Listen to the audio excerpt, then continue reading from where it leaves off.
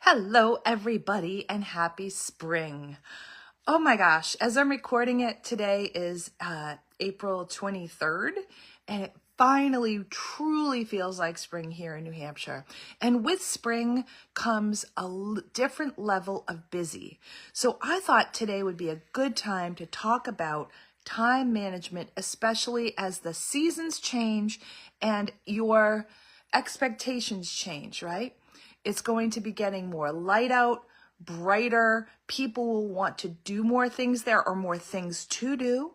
And yet, we still need to keep in mind what our own priorities are. And if we are not careful, what will happen is we will get swept up in everything going on, and we will not say, hang on, what do I want to do? So I have 3 steps for you today in your own time management for you to consider as you say yes or no thank you to opportunities this spring and this summer season. Are you ready?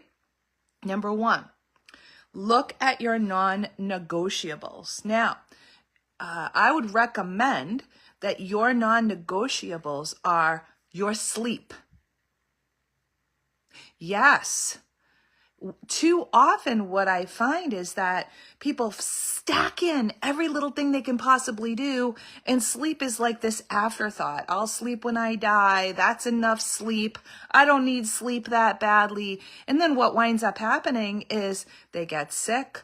They're less healthy. They are less sharp. And essentially they're fooling themselves. I mean, sure, we do need less sleep as we get older. This is proven. But at the same time, if you're getting, say, 6 hours or less of sleep, I would really take a look at that. So things like the bottom of the productivity success cake, your non-negotiables, like rest, of all the different kinds of rest, food, good nutrition, exercise, movement, meditation. Those are the kinds of things that you want as your non-negotiables. Bring them in to your everyday, you know? So when do you start work if you're self-employed? You get to choose. Just because somebody wants to meet you at 8 a.m. doesn't mean you need to. That is your choice all the time, okay? So number 1 is your non-negotiables. Number 2 is the things that you cannot change now. You can basically change almost anything. You've got a job? Okay, so you've got to be there 9 to 5 today. Does that mean you have to be 9 to 5 in 6 months? Well, not necessarily. 3 months? Not necessarily. If 9 to 5 doesn't work for you, it doesn't work for you. If it does, great. Know that this is what you've got. Be real about it. Being real is so important. So what are your non-negotiables? So for me, when I have my clients, that's a non-negotiable. But guess what? I get to choose. I get to choose when I'm available. And then we work it out. So often I work with coaches and other consultants that believe they have to jiggle themselves around. And in fact, sure, they can do that. But if your high energy time is the daytime and you're not meeting people till 6 or 7 o'clock at night, because that's after their work time, you're not giving them everything you can. And you're breaking into your personal time as far as I'm concerned. Of course, you pick your personal time, not me.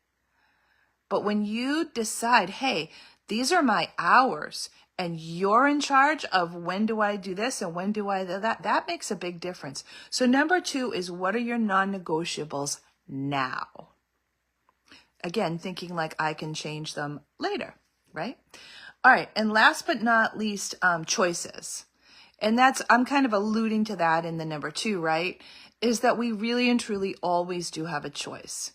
Even way back when I was employed full-time, 5 days a week, my life expanded to a point where I was realizing that 5 days a week, I couldn't manage it.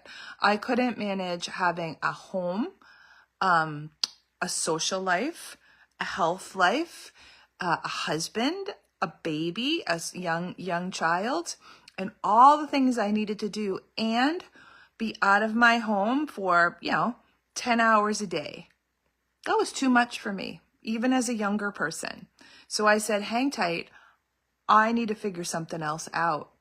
And I had to go before my supervisors at the time and just be like, I'm going to have to figure something else out. Because you know what? I had to be first. I had to put myself first. I wound up working 4 days a week. And yes, it was less money, which wasn't ideal, but it created a little like place to for the steam to come out, because I was non-stop. And being non-stop is not time management. Time management is energy management, which brings me to the last thing regarding choices. When you layer in your non-negotiables and the things you're obligated to, when you make your choices, ask yourself, when am I at my best? And is this giving me energy, or is this taking from my energy? Start doing an energy audit. So that's kind of your bonus thing, is your energy audit. What gives me energy and what takes my energy away? Now, I will be doing a webinar on time management, top time management tips. It's mostly made for professionals, people that are working in offices. However, as you all know, I specialize in solopreneurs, sometimes executives, and the principles can be taken, and you can always ask questions. So that's coming up on the 9th of May. It's at 1 p.m. Eastern. Let's see, as I'm recording this, it is Wednesday the 23rd. I know that on my email list, an invitation went out today. If you're not on my email list, or if you need a new invitation, please let me know.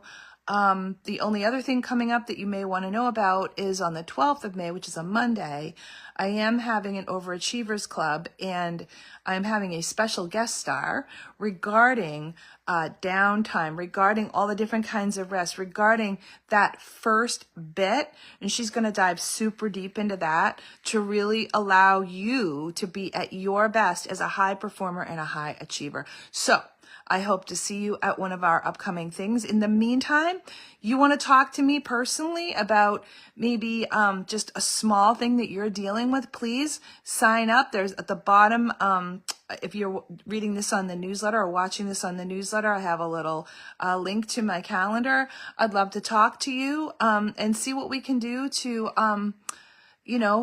figure out your issues and problems, or even if it's not really a problem, but you just want to get to your next level, we can look at that too. Really fun stuff. I of course have the free, everybody has it, and I do too.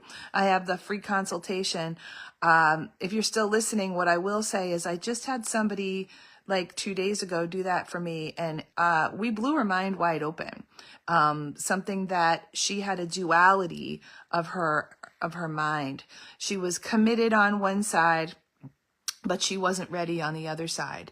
And we really dug in, and now she has a clear direction. So that's the kind of thing that can happen when you're in the free consultation. Wow. Yeah, you're welcome. And I'll see you at an upcoming thing. Bye-bye.